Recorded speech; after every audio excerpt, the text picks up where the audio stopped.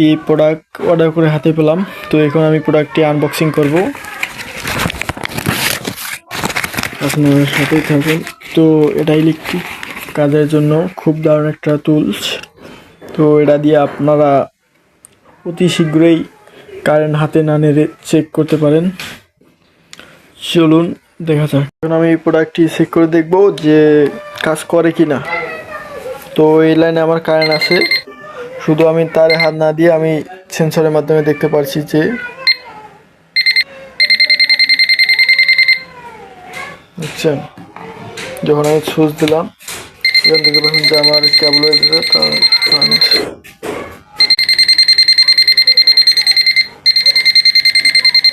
তার মানে আমার কারেন্ট আছে।